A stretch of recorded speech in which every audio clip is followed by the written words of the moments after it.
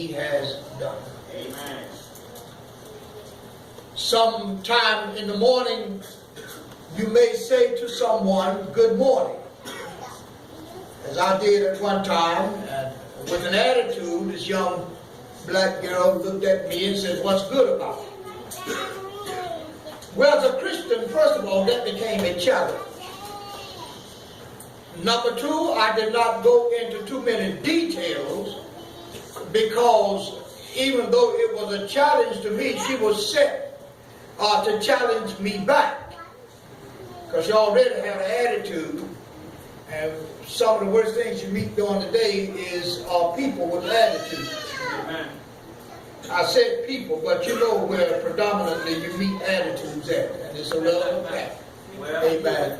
The most of the time, it's among our own people and among our own females in these different places. But I said to her,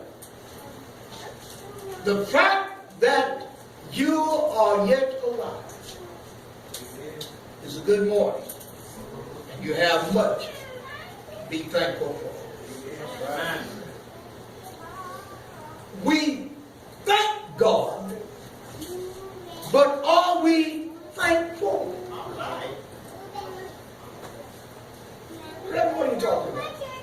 How can you thank God and lacking in being thankful? You can do it.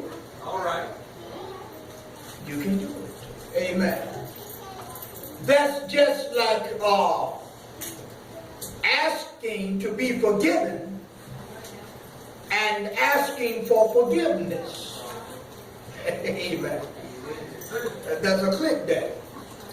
Because some people, just because the opportunity is there, they'll say, Lord, forgive me, or the Lord will forgive me. But forgiveness comes in the seriousness of the heart, of the mind of the one that's asking. Amen. I know that you are the forgiving God, but I don't take it for granted. I'm serious in asking for forgiveness. Amen. Another example. You can do something specifically, and this happens more often in the midst of the family circles. You can do things sometimes for family members, and they'll say, thank you. But they're not really thankful. Amen. That's just the bottom line. They'll say, thank you. They'll say, thank you, because they feel that it's morally right to say thank you. Well. But there's a difference in saying, I thank you, and I am thankful. Amen. When you are thankful, you are grateful. When you are grateful, you appreciate. Yes. Amen. Appreciation is an act, not just a multitude of words or words spoken. You show appreciation. You don't just say I appreciate it, but you show it. I've said to my grandchildren, I want it to be more than just a habit. Every time Grandma and I do something for them, they say, thank you, Grandma, thank you, Granddaddy. But I want it to be more than just that they have been taught to say thank you, but I want it to be that they really appreciate it. Now, if you appreciate what Grandma and Granddaddy do for you, then stop the controversy among each other all the time. Show that you appreciate it.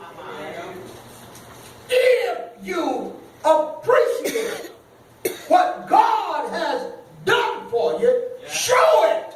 Amen. Show it. Don't take God for granted. You know, some people want to pimp God. Amen. And some of y'all just say, well, I don't pimp God. Amen. I've been born again. But I've been working on a house one day in Farmville.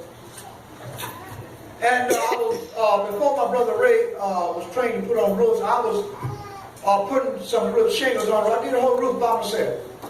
And I was putting that roof on that house, and As a matter of fact, Reverend Joyner did help me out. Bishop Willie Joyner helped out a little bit on that road. And I observed something. I saw a young lady coming down the street. She was in a hurry. She got to her house and went in the house in a hurry. And she came out in a hurry with a bag on her arm. She came from one direction, Nate, and went in the house and came back out and went in another direction down the street. It wasn't long before I saw Sugar Daddy. That old man.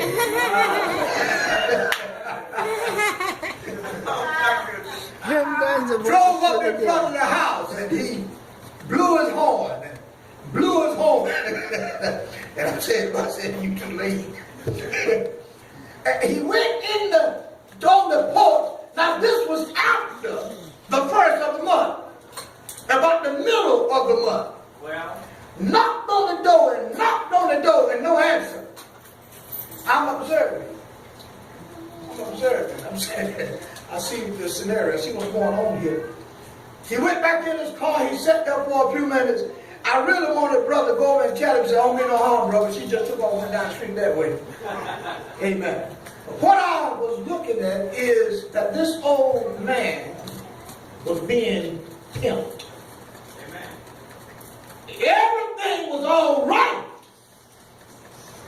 when he was at the point of giving at a certain time. all right. Not to say that it was reality, but what it looked like. But now in the middle of the month, when he had told this young lady he was coming by a certain time, she rushes back to the house and takes off down the street. After God had been so good, some of you all have taken off down the street during the time of worship. Worship is intimacy with God. Amen. Amen. When God come on the scene, enter into a gate for thanksgiving, into his courts with praise. Bless his holy name. God come from for the intimacy of worship, but somebody took off down the street.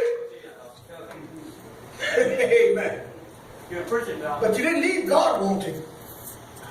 You left yourself Amen. wanting. It's easy to be thankful when things is flowing, when things is right there at your disposal. It's easy to be thankful when the giving is going on. But can you thank God when things are not favorable? Well, You remember Paul, don't you, Nate, out on the ship at Malta when the storm was raging and all of that? yes. You remember Job also, don't you? Remember Job's argument, the devil's argument with Job, with God was that the only reason Job is trusting you, you got hedges around it. Yes. But thank God, Mary, that God knows his children. And the Lord God, and note something that I have said many times about the situation with Job, was that the devil did not bring Job up. Amen. God brought Job up. Amen. After God asked him, from whence comest thou? God knew where he was coming by. He asked him that not for information, but that he might present his answer. From going to and fro in the earth and for walking up and down in it. God knew what he was up to because God had allowed him to have a mission to seek and destroy. That was his mission. But then God calls the devil's attention to Job. Have you considered my servant Job? The devil wouldn't even think about Job. Because the devil knew that the heaven was around him, that God had his arms around him. And the devil knew that this was a project that he couldn't undertake unless God stepped back and give him a line, give him a clear way. The devil can't do to you what he wants to do when he wants to do it. The devil can't make you sick when he wants to make you sick. Yes, sir. Amen. the devil could make you sick. I hear them talking about never agree with that song. Amen. I'm going to take back what the devil stole from me. If the devil could steal your joy, baby, you would never have none. You be walking around like you on Ritalin or something all the time. No joy, no peace. If the devil could steal your peace, you would have violence in your life every day. If the devil could make you sick, you would never feel good. Amen. All right now. Amen. The devil hates you because you are God's favorite. That's right now. Amen. The devil hates you because God chose you like Isaac chose Joseph. Yeah. Amen. Jacob, brother.